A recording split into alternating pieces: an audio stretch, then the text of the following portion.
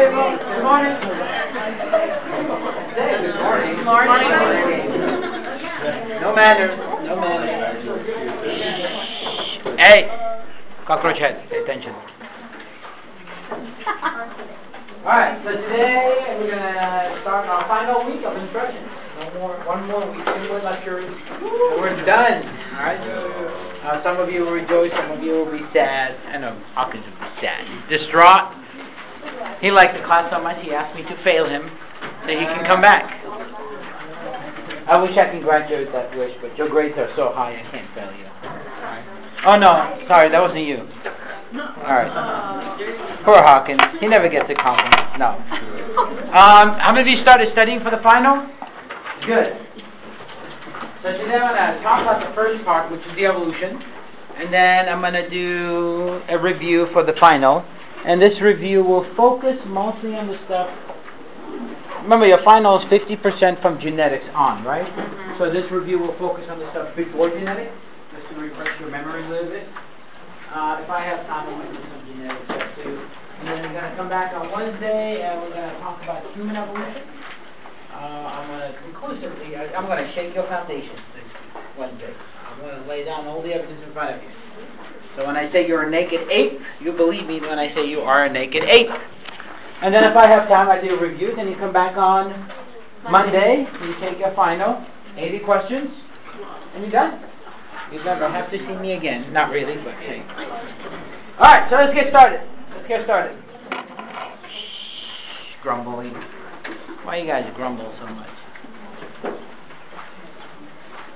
By the way, those James Bond shoes I ordered, I found them cheaper for $200. So I sent the other ones back. I'll cancel the order. Can you believe it? What a difference online shopping does. I didn't even have to line up in front of Walmart or anything. How many of you did that? How many of you did that Black Friday thing? Go raise your hand. I did. Did you start push somebody at least? Alright. Why don't you wait till today? I know. Alright, so let's get started. Yeah, no, I need to go shop online. Come on. So we're going to talk about evolution. This is a process that gave us all the diversity on this earth. I know if you talk to the general public, it might seem like there's a controversy out there, or scientists we know it's false. Bunkers. There is no controversy when it comes to evolution. This is what the data presents. Now, if you choose to accept it, you accept it. You don't, I'm not going to sleep over it. Unless you are directly involved in science or science education. Any other person, doesn't really matter. Alright? But pretty much it's a process that, we go from the earliest form to the most complex, and then on Wednesday we're going to talk about this part right here. How the we came about. Alright? And of course, natural selection is one of the mechanisms of evolution. Don't confuse the two, right? Natural selection is one of the evidence of evolution, but it's not the same. Mechanism. Who can tell me what's another mechanism for evolution? Imagine we have a pop quiz now. Pop quiz. What is another mechanism of evolution? Go ahead, young lady with beanie. Geographic isolation. Well, that's part of evolution. That's called not pre-zygotic, post-zygotic, but there's an actual mechanism or something else. You're almost there. Yes. No. What is that? The ability to be born with a mature stage and reproduce. Yeah. That's needed for evolution. Obviously, evolution is not just about surviving, but you also have to reproduce and pass on your genes. Go ahead. No, that's one of the core principles of evolution. Mutation? That is one of the mechanisms that gives us diversity for evolution. At least you guys are in the general ballpark. The next mechanism is called genetic drift. Genetic drift. Imagine, let's say you're a population, right? We have a gene pool here, and this gene pool has specific characteristics. There are genes or characteristics of this population here. Imagine by some force you become isolated, bunch of you, all 10 of you. Let's say I randomly select 10 people and I isolate you, geographically, for example. Now these 10 individuals, do they represent the same gene pool of the general population, or are there going to be slight variation? There'll be slight variation, right? Now notice what happens is, in a way, you are eliminating some traits. You are eliminating some traits, and you end up with a couple of traits in this population. Of course, the more they breed with each other, that those unique traits become part of that population. And eventually, if you come in contact with the general population again, you're so different you can't make speciation. Yeah, that's what species. All right? And of course, we talked about the core principles of evolution: common descent with modification and natural selection. Natural selection is one of the two mechanisms. And of course, common descent is pretty much we all share a common ancestor. That's where all these superficial differences between us, black, white, blonde, blue hair, brown hair, whatever, all right, good looking, ugly, Republican, Democrat, student, faculty, all are superficial. The main thing is we all share a common ancestor, all right? And we talked about some of the mechanisms for speciation, pre-zygotic, post-zygotic, all that stuff, and I'm not going to cover it again. But the working definition of evolution we're going to use in this classroom is evolution is a progressive change in organism over time. Evolution is progressive change in organism over time. But I also gave you another definition, a genetic definition. Who can tell me what that is? Because they both could be on your exam. Come on, people. Restore my faith in humanity. Without looking in the back papers. Go ahead, young lady. Say again? Well, that's kind of the same thing. No, but there's another definition for evolution. Change in allelic frequency of a population over time. Go ahead and write that down. Another definition of population is change in allelic frequency of a population over time. Again. Change in allelic frequency of a given population over what? Time. And by the way, when I talk about alleles, I'm talking about genes, right? Now, who wants to decipher this into English? Or a simpler version? Explain it to me as if you explained it to a fourth grader. Come on. That's one of your essay questions. Oh, yeah. That's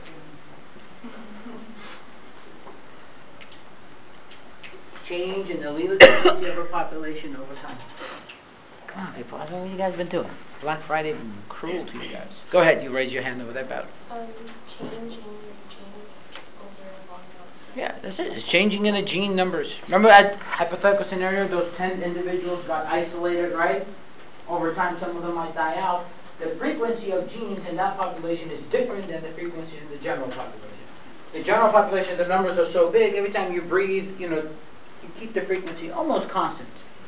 But when you start changing the gene frequency, well, genotype determines what? Phenotype.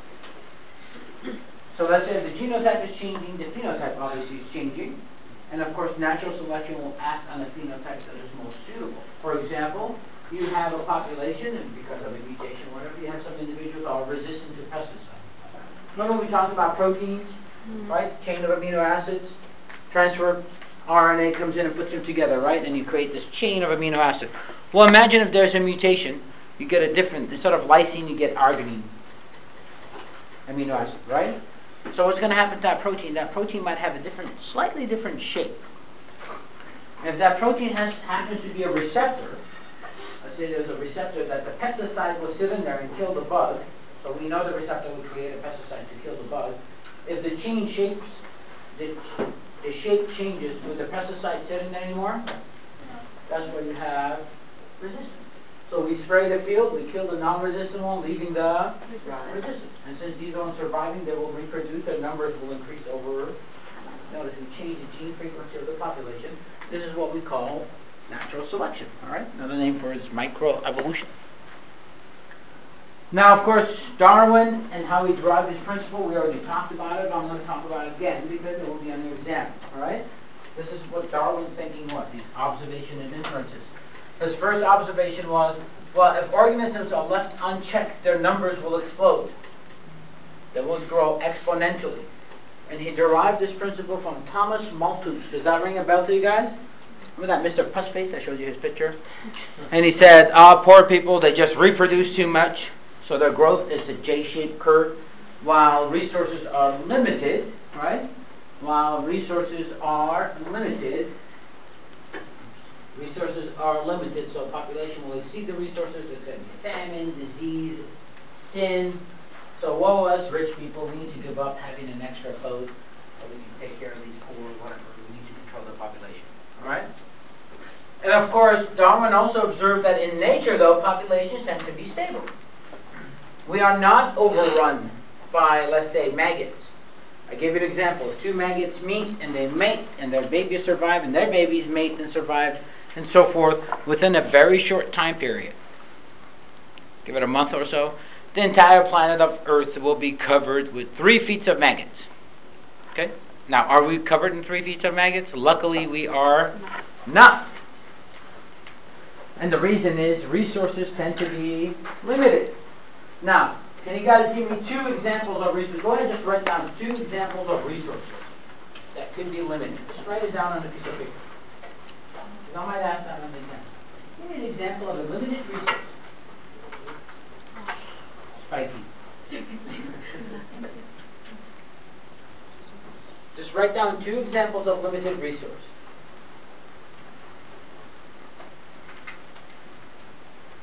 Time's up. All right, Hawkins. Give me 1. Water. Water. All right, or nutrients. Definitely water is an important limited resource. What else? You made eye contact right there, Mr. Glasses.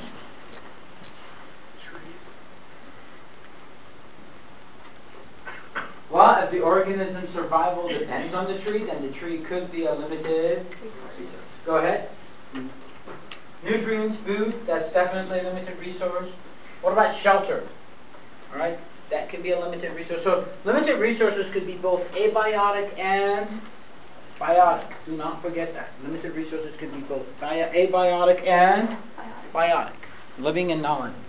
So Darwin took these 3 observations and came up with his first inference, was the production of more individuals that can't be supported by the environment leads to the struggle for existence among individuals. If there's more people than resources can support, there'll be a struggle for existence with only a fraction of offspring surviving each generation. Thus, the resources tend to be very limited. And if you read The Origin of Species, he spends a lot of time collecting data for this, all right, supporting his observations. And then, of course, Darwin observed that there is variation in population. Now, one of you mentioned the mechanism for this variation. We call that mutation, right? What is another mechanism of variation? Atkinson. Notice the echo.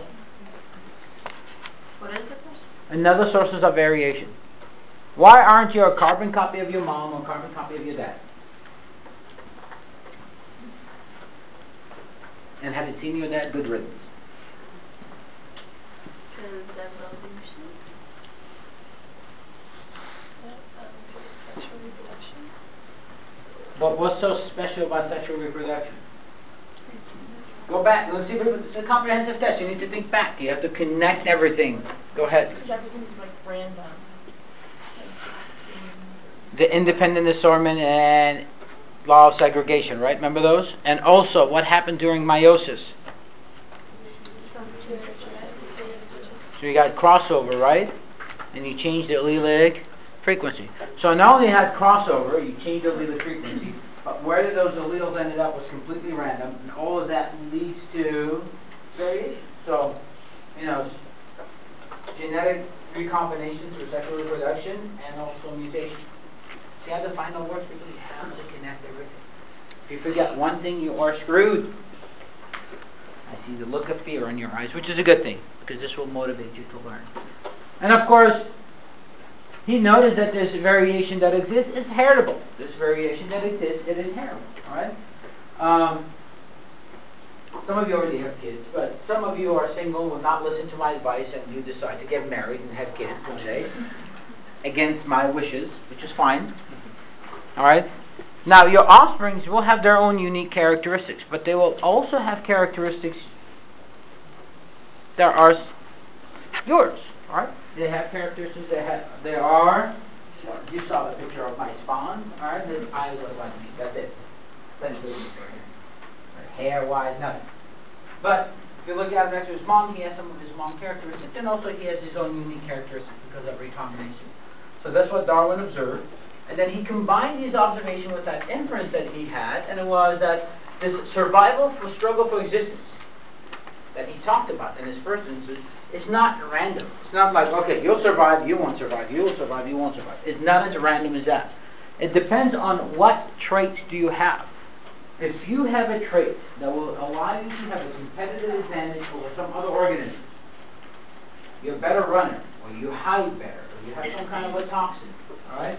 Or you're too ugly to be eaten, right? Which happens in nature, right? That advantage allows you to survive, and of course allows you to mate, and you can leave on more offspring. And if you're leaving more offspring, that gene that gives you that trait also remains in the population. If you get picked off, you're gone. All right? You get picked off, you're gone. So if we look at the beak of the finch, their beak's actually well suited for the type of food that they feed on. Small seed crushers, large seed crushers, nectar feeders, blood feeders. There's Dracula finches, by the way. And of course, he came up with his third inference, was this unequal ability of the individual to survive and reproduce leads to a gradual change in population, all right, in favor of characteristics accumulating over time. And this is what natural selection is. This is what natural selection is, all right? So taking together all these observations and inferences are the core of what Darwin came up with, all right? We call it Darwinism. I don't like that ism stuff. It makes it sound political. These are just Darwin's statement. And he, of course, the origin of species, he spent a lot of time on it. The biggest weakness of origin of species, he had no idea what genes were. That little lecture we had about genetics, you know more about genetics than Darwin did. So if you go back in time and you meet Mr. Darwin, and you say, hello, Chucky. Actually, you can't call him Chucky, you have to call him Charles. And you show him what you did with the Punnett square, and he'll think you're the smartest person in the world. Okay? Because you live in a minion. So natural selection is the process by which heritable traits that make it more likely for an organism to survive and successfully reproduce get passed on to the next generation, and over time they become common in the population. And if you recall, way back at the beginning of the semester, when you were so afraid of me, I said evolution is about compromise. So if I write this question in the exam, evolution is about compromise. Explain to me, what do I mean? What do I mean when I say evolution is about compromise? Because, go ahead, young lady. The traits that are given depend if they're good or not, depending on like the time period. Exactly. So the trait that is good or not depends on the time, and also, what might be good now could be bad later. Also, we walk upright. That's a good trait, right? But that also causes us to have lower joint problems, back problems. That is what the compromise is. Evolution is not about perfection. A young man in my other class asked me last week, right before the class ended, he asked, have humans reached their evolutionary goal? And you see where this statement is wrong. There is no goal in evolution. There is no finish line that you're supposed to cross. Like humans cross it and we look at the other animals, we made it. There is no goal. All right? Now, are humans evolving? Yes, however, we have these technological innovations that kind of gives us a competitive advantage, doesn't it? If it gets too cold, we put a jacket on, and so forth. So there is no natural selection force operating on us per se. And plus, how hard is it to isolate humans these days? Because you need to have isolation. Humans are very connected. So, human evolution is probably occurring at a different level than, let's say, an organism. We're probably not going to change shape or something like that.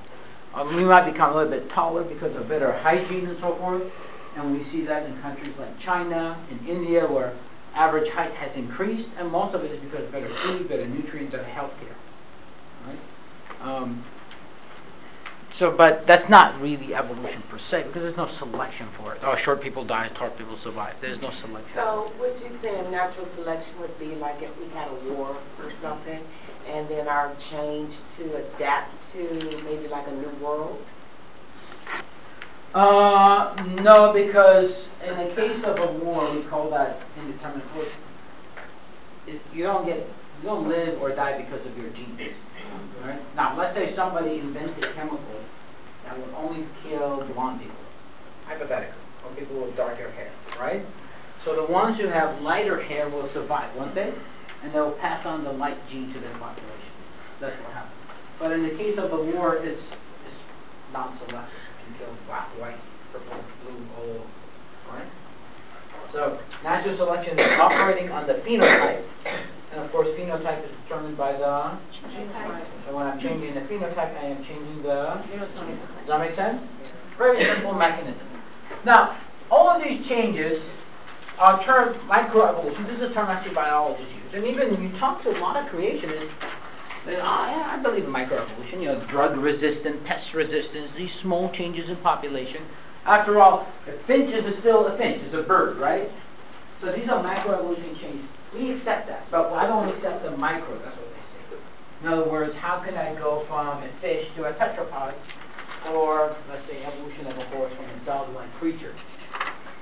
And of course, there's plenty of evidence for macroevolution. Most of our evidence for macroevolution is actually on the genetic level. We see it in our genes. We see it in these phylogenetic trees and everything with these, right? And it's kind of funny, people dismiss those, yet you'll use that genetic evidence in a court of law and you send somebody to their death. So you do it here, but when it comes to science, what? It's not 100%. Really? And of course, the example is Tiktaalik. This is an example of macroevolution. Because we had Acanthostega, an early tetrapod, and Acanthostega, first of the tetrapods. We had these low-fin fish, but there was this missing gap in our fossil record. How can we go from a fish to a tetrapod? And, you know, scientists were looking for it. They were looking for it, and they tried to hypothesize. There was this search for this transition. So this is what they did. They said, okay, the Devonian time period is the edge of the fish, and then really towards the late Devonian, that's when you start getting the tetrapod. So we need to go look in an area that is warm and equatorial, at least in the past, all right? It has to be very late Devonian, about 370 million years to 400 million years, okay? Of course, it needs to be exposed so we can explore it, you know. We lucked out with human evolution when I talked about it on Wednesday. A lot of the human fossils we're finding happen to be in areas that in Africa that's very stable, relatively speaking. So imagine if everything was in Congo. They had a lot of trouble over there. There's no way you can do archaeology and anthropology research over there. But in Kenya and all the other Hadar regions, pretty stable. So there is area, you know, you can do a lot of exploration. And of course, you incorporate the knowledge of ecology, geology, paleogeography. The site was chosen. They selected this site, Ellesmere Island in Canada, right next to Greenland. This is a Canadian island. This area met all that criteria. Late Devonian, the rock layer, they are exposed. It used to be a very warm equatorial area because plate tectonics, the continents do move, all right? So they start digging and digging and digging until they found Tiktaalik. This is the actual picture from the publication. Tiktaalik rosetta, to be specific. Tiktaalik is a perfect transitional fossil. It is a perfect transitional fossil, all right? It has a skull shape is transitional. It has a mobile neck, just like tetrapods. Fish do not have a mobile neck. It has a functional wrist. It has fins with digit-like bones, so we start seeing the evolution of the fingers, which is important for grabbing. It has muscle limbs and pectoral girdle, a lot of lifts from the body. And of course, we start to see the development of the ear. Ear is extremely important for land. Ears are extremely important. Yes? So monkeys came from the fish? No. I'll answer that one. Monkeys didn't come from, it's not like there was a fish that popped a monkey, all right? What happens is, you had low-fin fish, all right? Gave rise to Tiktaalik, and Tiktaalik gave rise to the tetrapod. And of course, tetrapods became amphibians, and then you got reptiles. And then from reptiles, you get this branching phenomena of amphibians, birds. No, from reptiles, you get mammals, birds, and of course, dinosaurs and everything else. And then from the mammal line, you get this other branching going on, and eventually you get the prosimians, right?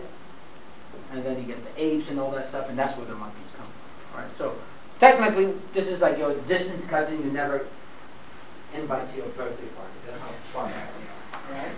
This is our cousin too. Like super cousin to the power of 1,000. Late cousin. All All right. Does that answer your question? Yeah. So going back far in time, yes. All right. So let's take a look at the shape of the skull.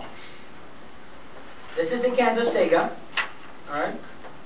These are the bony fish. Now notice, these fish have these bones around that cover the gill, to protect the gill. Gills are very fragile. But land animals do not have those because it's not an issue. That's why land animals can move their neck, but fish cannot. Can fish turn their head? No, they can't. Right? Now, SpongeBob, I think they do, which is wrong. But tetrapods can't. Well, Tiktaalik has a highly reduced, can't even see it. All right? Highly reduced structure. And also, if you look at the shape of their skull, the shape of the skull is more tetrapod-like than it is a fish-like, but it still has some fish-like characteristics. It still has fish-like characteristics. So it's kind of in between. How can this happen? Imagine there's a mutation, right? And then their gene frequency. Remember we talked about regulatory. Let me step back. We talked about regulatory genes. These are the genes that conduct all the other genes and tell them what to do. So if the regulatory gene is saying, okay, this bone should grow this much, or should grow this long, or should be flat, or should be hair-like, right? If there's a mutation in that regulatory gene, obviously the type of gene you get is going to, the type of structure you get is going to be different, right? And these are the regulatory gene mutations that give rise to one of these, right? Now, what are they? We don't know. We have some ideas, and I'll show you some of them, especially with the limbs, because we can do some research. But with the head, we still don't know. All right? So again, the neck is mobile too, because they have a highly reduced bony cover. And then we get the functional wrist. Extremely important adaptation for land. Now, why did they evolve the wrist? Most likely to grab onto things to allow them to pull themselves. Now, if we look at lobe-fin fish, this is the bone structure. This is Tiktaalik bone structure. You have the humerus, the radius, ulna, the beginning of the phalanges, and of course, this is the early land animals, humerus, radius, ulna, and so forth. See the gradual change? Okay. It's not like radius came out of thin air. There was just different type of structure. But because of changes in regulatory gene, the radius became elongated. There is no difference between the neck of a giraffe and the neck of a human being. The only difference is the regulatory genes fire differently, so the neck of the giraffe, the bones are slightly, but they're much elongated compared to the ones we have. Okay. So they do have a functional wrist. And of course, we start seeing the evolution of the digits, right? And then you get real digits in the land mammals, tetrapods, and eventually the rest is history. That's another picture of that digit stuff. Now, going from this to this, it's actually not a mystery anymore. We actually understand the genetics of it. There's the sonic hedgehog gene, named after Sonic Hedgehog video game. The guy who discovered it was a big fan of that game. And then, of course, you have the bihatic hox genes. All of these play a role from going from this to this. By studying, shark, paddlefish, zebrafish, and mouse, and looking at the changes in the genes, where the mutations occur, and you can look at the molecular clock, they can extrapolate when the hairpins came about, when can transition to the limb came about, all right? And all of this actually matches what we see in the fossil record, time-wise. These are very powerful evidence. That's why I'm willing to bet within 10 years we can take this and turn it into this, or at least something resembling this, all right? They have done some stuff similar to it. Yes? How long does it take for the fish to turn into a monkey? Devonian, these, I don't know.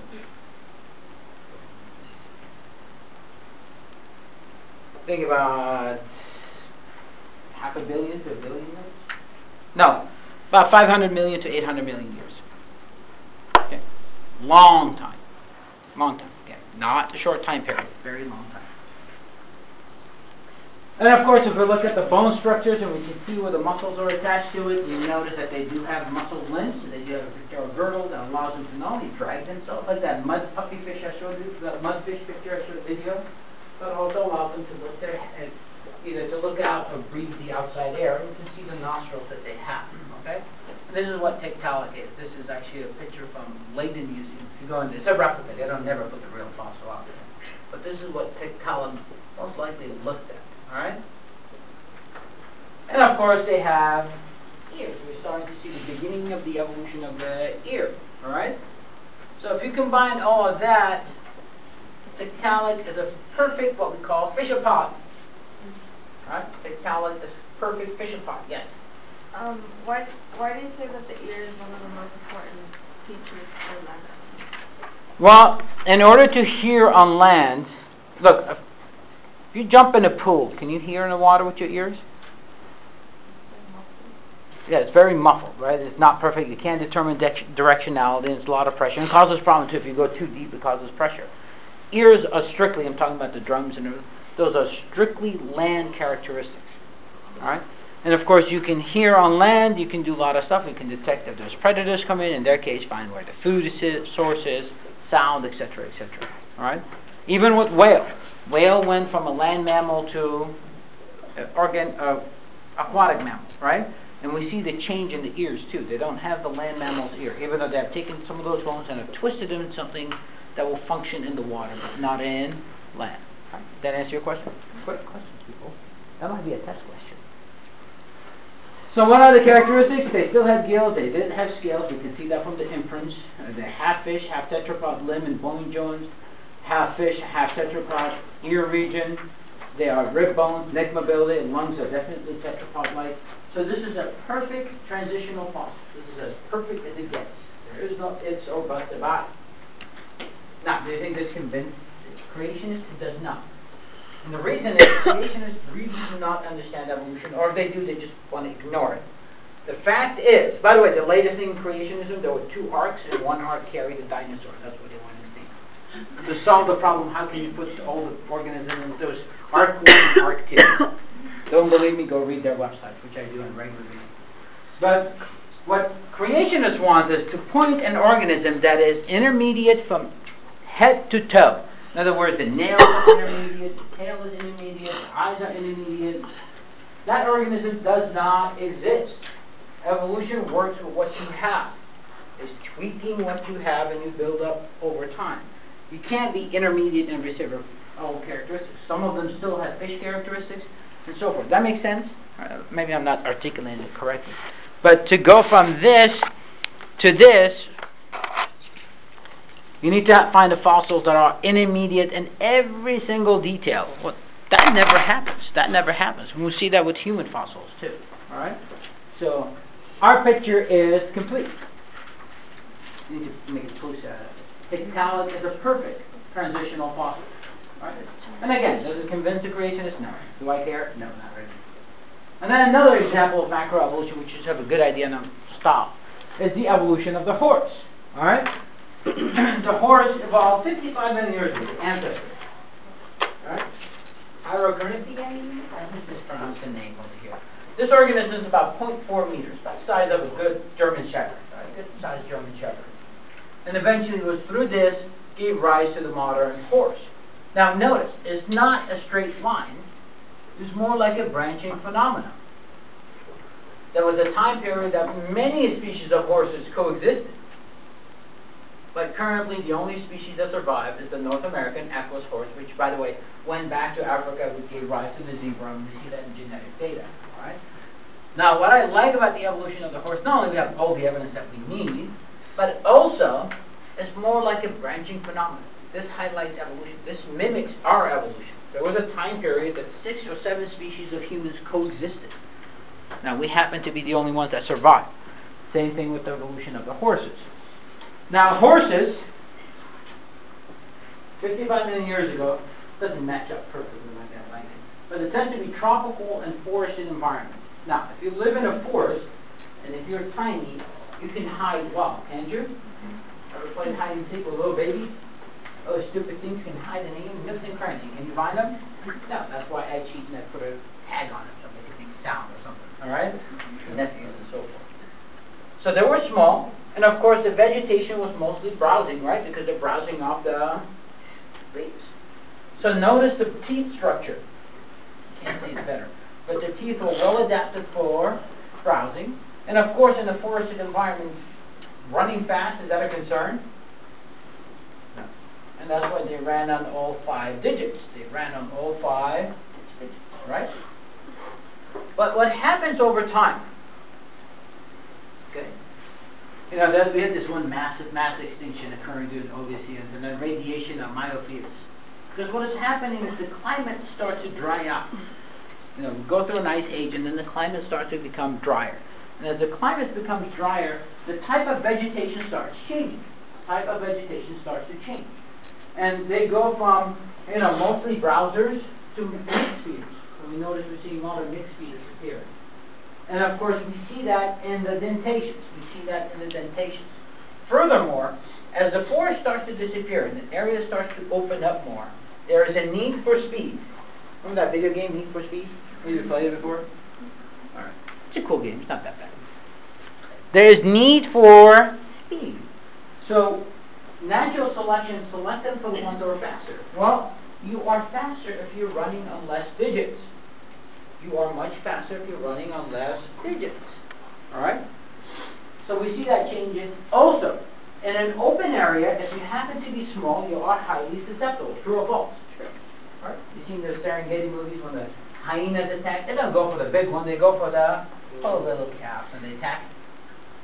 So there was this selection for bigger size. So notice the size is starting to change. They went from 0.4 to 0.6 meters on average to 1 meter, alright, to 1.2, and eventually to about 2 meters horses.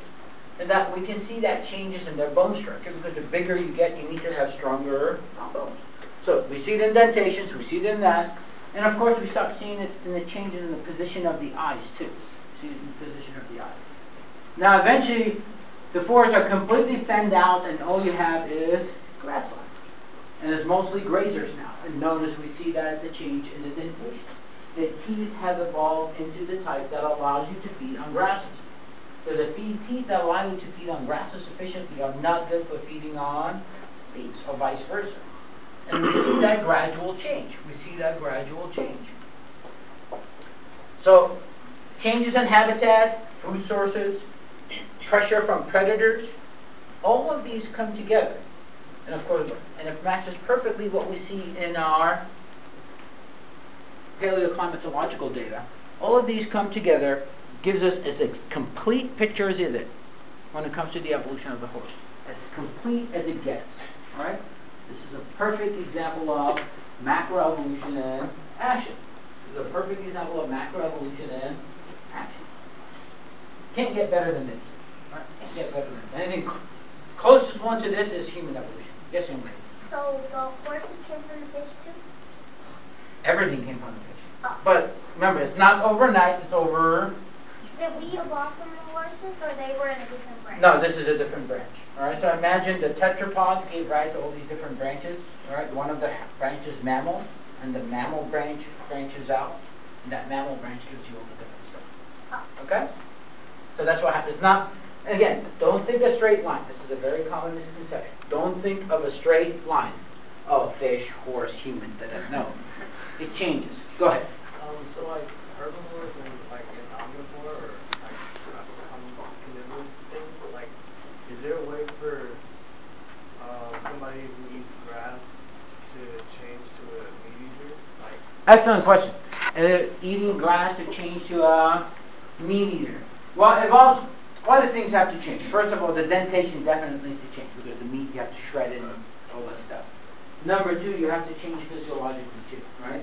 The internal physiology is important. Cats still eat, my wife has 2 stupid cats, they still eat grass, right? But they're not eating gas or nutrients, they eat it so they can throw up, so it can clean their system. Internally, it has completely changed. And by the way, this is one of the biggest not mistake, but the problems with creationists. Because creationists believe that there were no meat eaters. So Eve stopped biting into the apple and then gave it to her husband or whatever that guy was. Alright? And then because of that, the fall occurs, and that's when animals became meat eaters. Alright? Now, creationists say, well, the Creator in His infinite wisdom knew this will happen, so that's why He already had created sharp teeth for T-Rex and so forth. Now, what are those sharp teeth used for? Chopping salad? It makes no sense. And of course, after the fall, these microevolutionary change happened in a very short time period. Creation is actually hyper-evolutionist, because going from Noah's animals coming out, and then kittens giving rise to all the other cats, from tigers. That's what they believe. You know, a small cat-like creature, it's called the kine, gave rise to tigers and all the other stuff. Has to happen within, what, 500 years, 600 years? By the way, if you go back time before Noah, no, actually, yeah, within 300 years from Noah's, you had the Egyptians, right? And then we have pictures of lions. So that means the cat has to evolve into a lion within a very, very short time period. It makes no sense. Biologically, it makes no sense. Right? But yes, in order to animal change, it's going to take a lot of things to change over time. Right? This is just another example of that. Any questions? You guys are asking very excellent questions. Look, do we know the whole picture? No. And that's the beauty of science. If we do, it'd be boring. Right? What excites me is the unknown as a scientist. That's what excites me. I wake up because of the unknown. The known is, okay, I do research, I figure out something, it's happy, I'm excited, and go buy some drinks, and I publish it, and it's, okay, I already know. You need to go, the unknown is what excites science, and that's what science is always moving forward. But we have damn good evidence out there. Now, in order to topple this, not only you have to prove that the Earth is not old, it's possible to do, but you also have to find mechanisms completely contrary to natural selection, genetic drift, and evolution. And then not only that, you have to present your own evidence to support your point. You can't just say, well, we don't understand this whole picture. I don't know how we went from here to here. We don't. We don't know the whole picture. So this must be bonkers. You have to present your own evidence. Yes? So the other species of humans look like monkeys? We'll talk about that next week. Okay? They don't look like monkeys. Humans did not evolve from monkeys.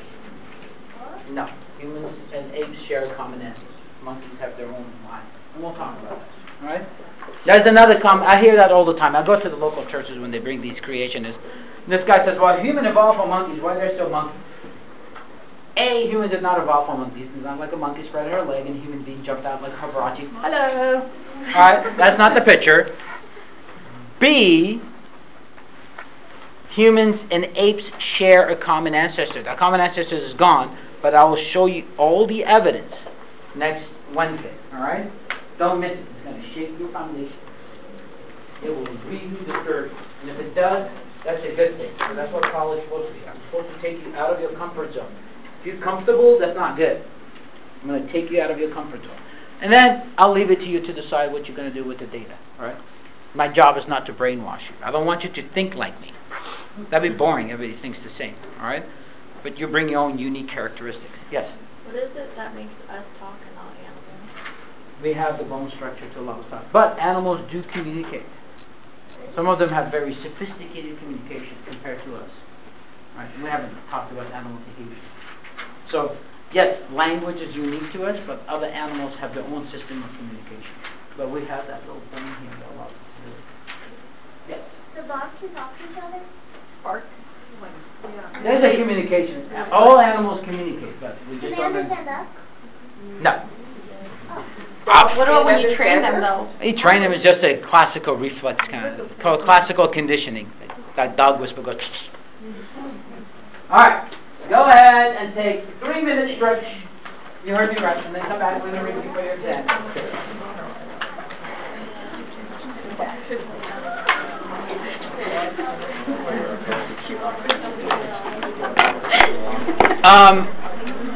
There's a book, I think, on the evolution of speech and everything else. I'll find out, refer to it. There's another one, it's called Power of Babel. Not unlucky ride, standing there, you die. But there's some kind of a cosmic radiation comes in, and those of us who have limitations that allows us to withstand that radiation, those are the people who are. But I think we're seeing different changes between generations, like we're comparing ourselves to our grandmothers and our...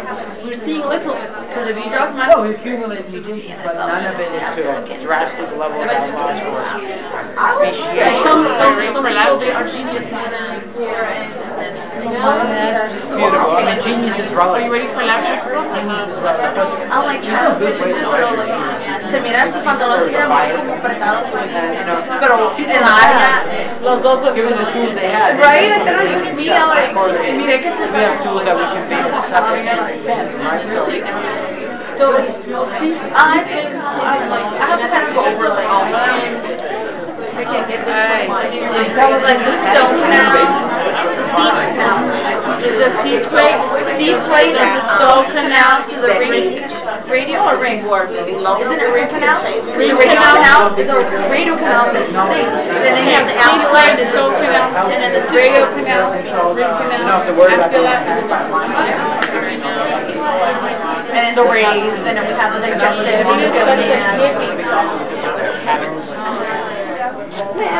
All right. Swear to God. Daniel Gutierrez, are you here? Daniel Gutierrez? No. Oh, we have on Wednesday. I can tell if it's a dot or not. Okay. So on Wednesday, we'll talk about your distant cousin that you never invite to your birthday parties. We get our quizzes back. By the way, your extra credit assignment is to get together and decide what to get me for Christmas. Nothing. The best gift a teacher can ask is seeing his students pass. Unless if I don't like you, fail, that's a good gift too. But there's no one in this classroom that I want to see failing. The other class, there's a couple of people. But in this class, there's not. I want to see every single one of you do your best. But remember, your final is 80 questions, 80 points. Your extra credit, some of you did, well, it's not extra credit anymore, right? But some of you did good on the quiz last week and some did bad. But you can come to my office and get those scores if you want. But let's talk about your exam. 80 points. And again, half of it is from genetics, right? Half of it starts from the genetics part. So definitely, Punnett square, you guys been working with those, right? Mendel, what he did, and so forth. And we might do a review with those later. But let's see. Bacteriophage, all that stuff we talked about. Did I change the test and not even know it? All those people, what did they do? Rosalind, Franklin. Notice I'll give you the codons. See, I'll give you this, and then you have to do the gene thing, so that's there. Alright, let's start out. Definitely know what cell theory is. Know cell theory? Pay attention, though. Make sure you know what cell theory is and its implications. Make sure you know what cell theory is and its implications. Remember, cell theory says cells come from pre-existing cells, right? All organisms are made out of one or more cells. And then last but not least, cellulase, cells are the basic unit of life. Now, what are the implications? Well, one of the implications is what? Studying cell is like studying life, so forth. So again, cell theory, implications of cell theory. All of the organelles that we talked about, all of the organelles, endoplasmic reticulum, Golgi complex, mitochondria, etc., etc., etc. Make sure you know what they are. Make sure you know what they are. What are they involved in? What do they do? Okay, so know what they are and what do they do. So if I say, Monica, if I say rough ER, what is rough ER involved in?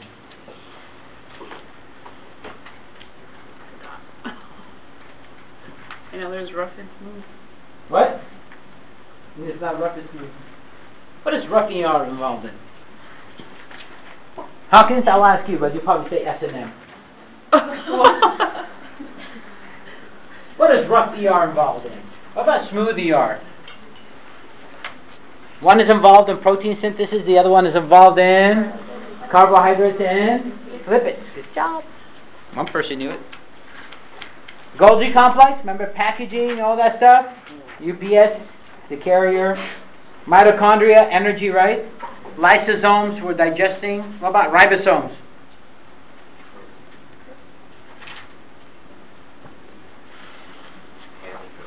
I'll leave that to you guys. So in other words, all those organelles, make sure you know what their functions are. You have them in your book, you have them in the PowerPoint, but also remember that study test I gave you home of the matching questions organelle? Yeah. Use that, alright? So make a note of that so you won't forget. That the matching organelle ones, I might even select 4 or 5 questions from that directly. Make sure you know what is Koch postulate. I keep on pop quizzing you guys this whole semester in the street, and that will be failed that one. What is Koch postulate? K-O-C-H. K-O-C-H. And then you have that comma on top. What is that called? Apostrophe, whatever. Koch postulate. Make sure you know what Koch postulate is. In other words, what is it used for, and what is it? Everything about Koch postulate, okay? Everything about Koch postulate.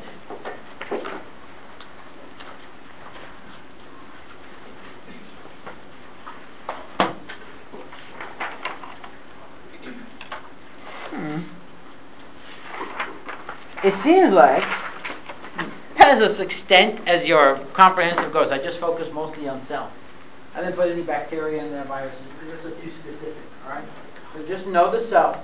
You're going to have lots of questions on evolution, the stuff we covered today, the evolution of humans, bipedalism, etc., etc., etc. Any questions? When you say know the cells, you mean the different parts of the cell? Yes, all the organelles within the cell. Every single organelle, what is it and what does it do? Okay, I'm not going to give you pictures to match, but just know what it is, what is it, and what does it do? Like their function?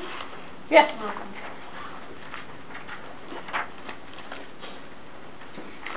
Not a hard test, come to think of it. Yeah, it's only like 10 questions from cells, and everything else is evolution. Also the division of the cell? What? The division also? There's no mitosis stuff. But make sure you know what's involved in that process, the spindle and all that other stuff. What? What percentage of the finals are they? Well, so far you had 150 points, because I got the lowest score. And then final is 80%, so slightly above half, is it kind of? So your final can pull you down or pull you up. All right?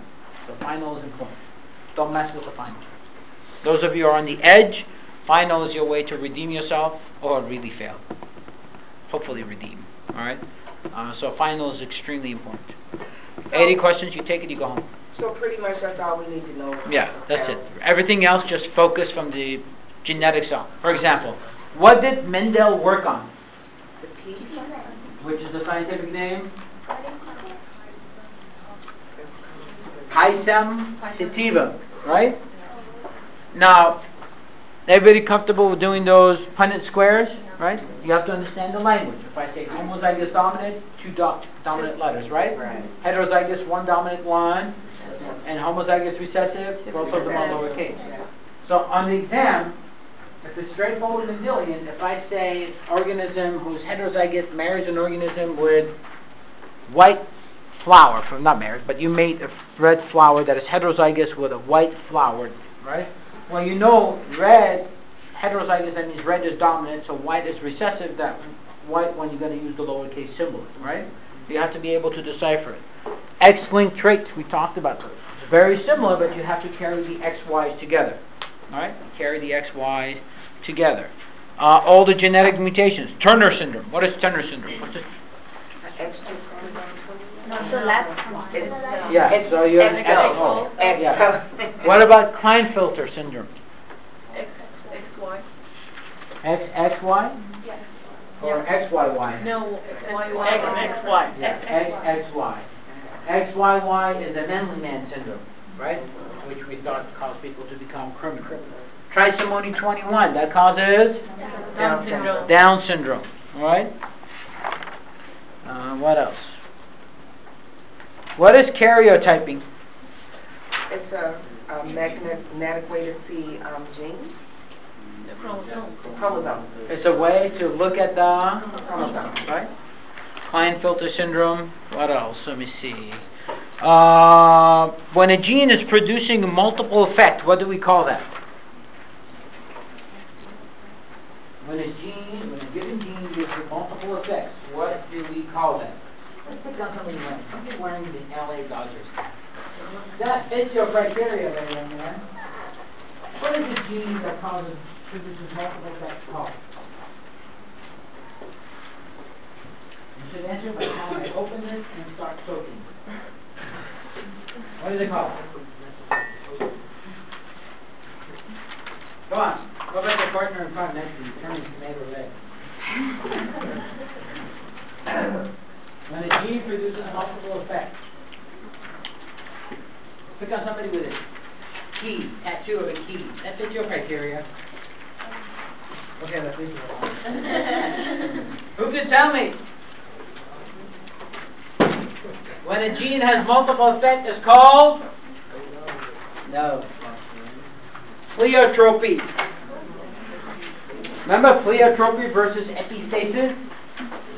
Epistasis is one set of genes stops the effect of another set, right? Pleiotropy is when a gene gives you multiple effects. When a gene gives you multiple effects.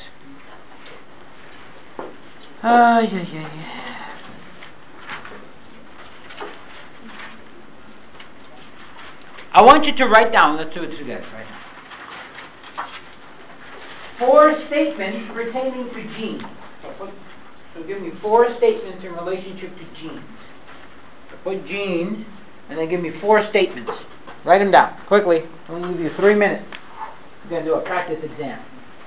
I'm going to spin you, and I'm going to break you today so you can do well on your exam. That's the whole point.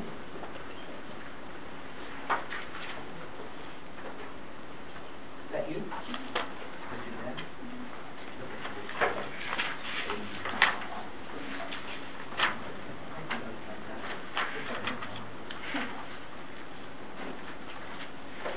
Four statements about genes from memory.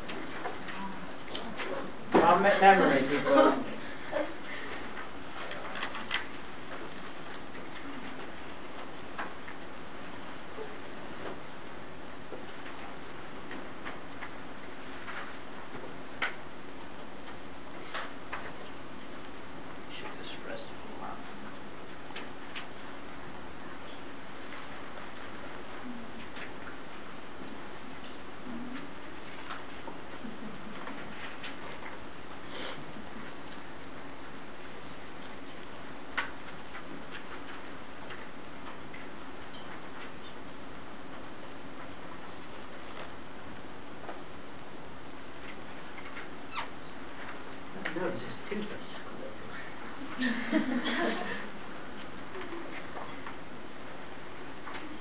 One more minute.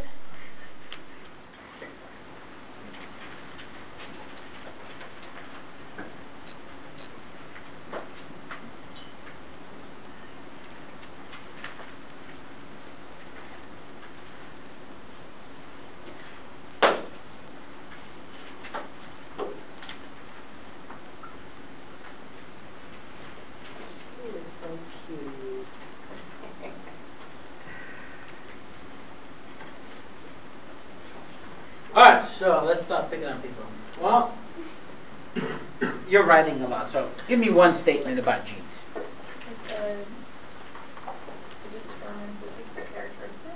Yeah, units of characteristics, right? So be able to hook up genes with any characteristics. Units of information about a specific trait determines the characteristics.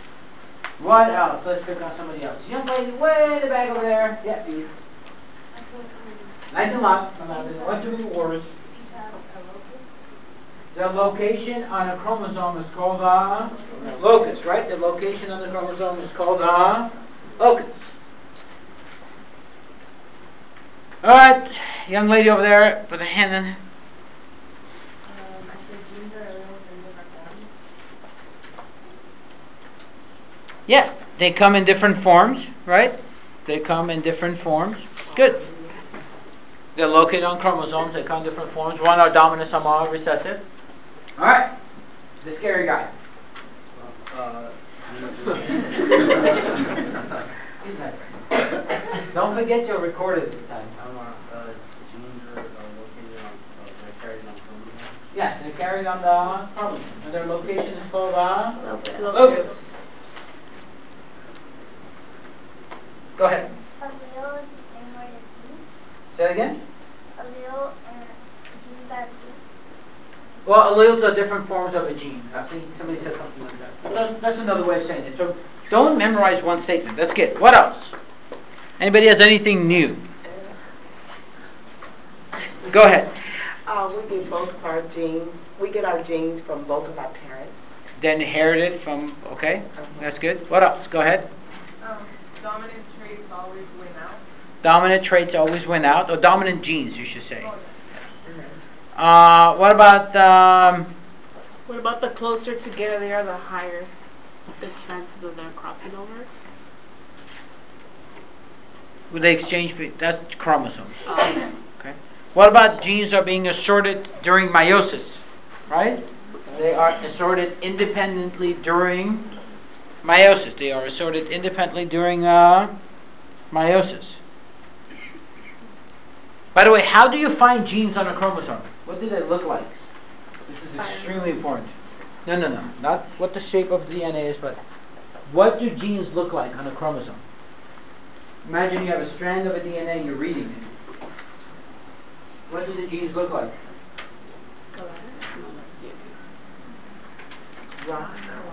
What are the letters?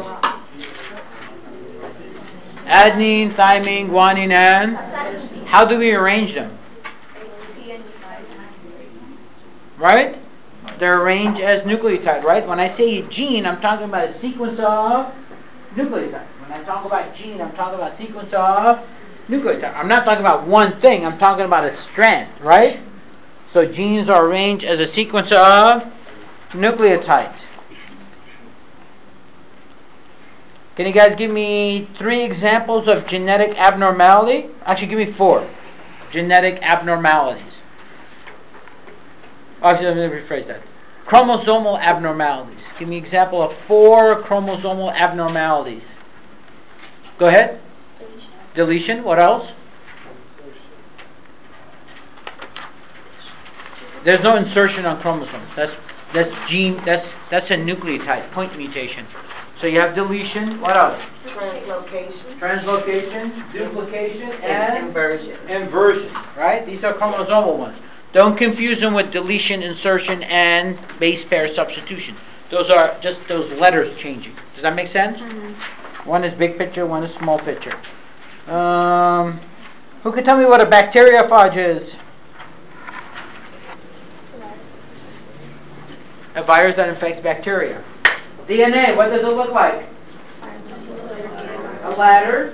What is the backbone of DNA now? Let's get somebody wearing a Lakers hat. Really? That time? No one ever thinks to go rich. I don't want that. Boring. Phosphorus? They want to hit each other. Phosphate, no? Yeah. What is the backbone of a DNA, people? Sugar and phosphate. That sugar happens to be what? Deoxy.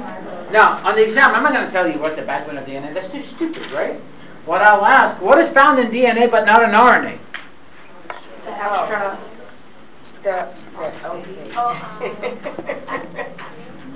Look it up. I'm not going to give you the answer. What is it again? What's found in DNA but not in RNA? Chargaff rule, everybody comfortable with that? Adenine is equal to thymine, guanine equals to... So if I have 30% thymine, you do multiply by 2, subtract from 100, divide by 2, right? To get the number. DNA polymerase, what is it used for? Yeah, that's so screw. DNA polymerase, what is it used for? Really? Mutation.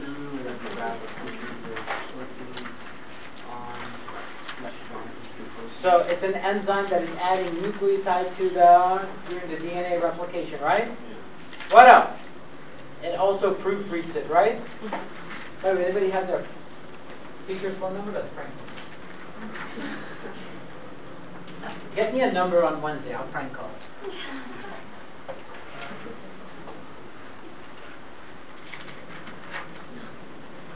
a couple more things and I'll set you free. Start off real very comfortable. I'll give you a sequence. A codon, or genetic code, right? Codon equals to genetic code equals how many nucleotides? How many nucleotides per codon? LA knows that one, right? You were smiling. Come on, man. You play baseball? 3 of those, you're out. So how many nucleotides per codon? What? 3. See, there's hope for everybody. 3 nucleotide equals to the genetic code, right? 3 nucleotide equals to a codon. How many different possible codons are out there? 64, right? 4 to the 3rd power. By the way, what is a start codon? AUG. And termination occurs because of what? Remember, during translation, you have initiation, elongation, and termination. Termination occurs because of, oh my God, you guys are in trouble. Termination occurs because of? Stop codon. But what is a stop codon? Lack of amino acid. Not a stop, but lack of amino. If you say termination because of a stop, I'll drop kick you. Now I'm going to wear my heaviest boots I have that day. Red meat. That's what steel toe red meat. That's what kick you with a 4-3. By the way, I kicked my son that day accidentally. Trying to kick the soccer ball and he ran in my path. Swiped his leg, he went flying. Luckily nothing broke, but he wasn't happy with me. I'm going to have to sleep in the guest room for a while. Hey, what can I say? My wife makes more money than I do. Alright, so what I see here, you guys are ready but not ready enough. So start studying, people. You have your study guide, right? Work on it. I'm going to do the human evolution lecture next week. So I can show you why humans are not monkeys. And then we can take it from there. Take care. Out of there, Chief. By the way, Are you reserving a room? I'll try, but there's no guarantee. I already did a review and you have the study guide. It should be fun.